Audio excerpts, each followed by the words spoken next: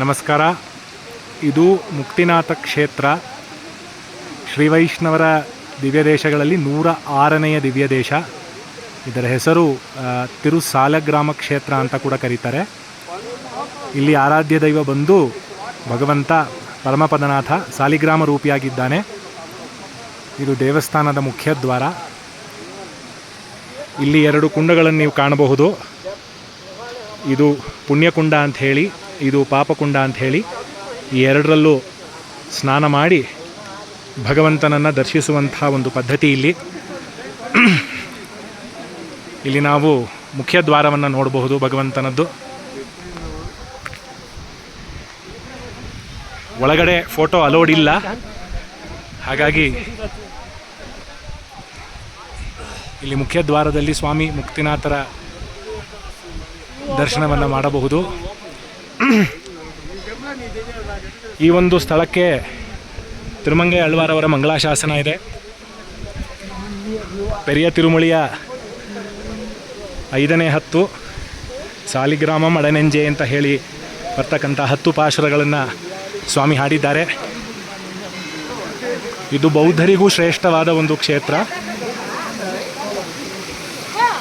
ಇಲ್ಲಿ ಗೋಪುರವನ್ನು ನೋಡಬಹುದು. ಇಲ್ಲಿ ಈ ಕಡೆ ಪಕ್ಕದಲ್ಲಿ ಮೇಲ್ಗಡೆ ಹಿಮಾಲಯದ ಬೆಟ್ಟದಿಂದ 108 ಧಾರೆಗಳಾಗಿ ಗೋಮುಖದಿಂದ ನೀರು ಬರುತ್ತೆ. ಸೊ ಹಾಗಾಗಿ ಈ ಎಲ್ಲದರಲ್ಲಿಯೂ ಸ್ನಾನ ಮಾಡ್ತಕ್ಕಂಥ ಒಂದು ಪದ್ಧತಿ ಇಲ್ಲಿದೆ.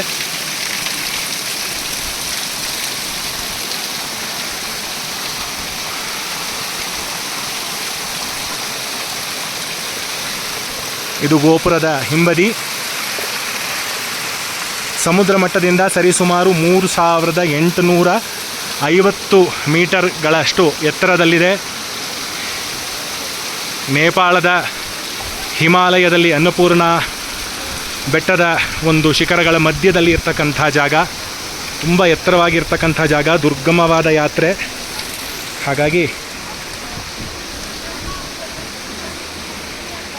ಇಲ್ಲಿ ಮತ್ತೊಮ್ಮೆ ಭಗವಂತನ ಗೋಪುರವನ್ನು ನೋಡಬಹುದು.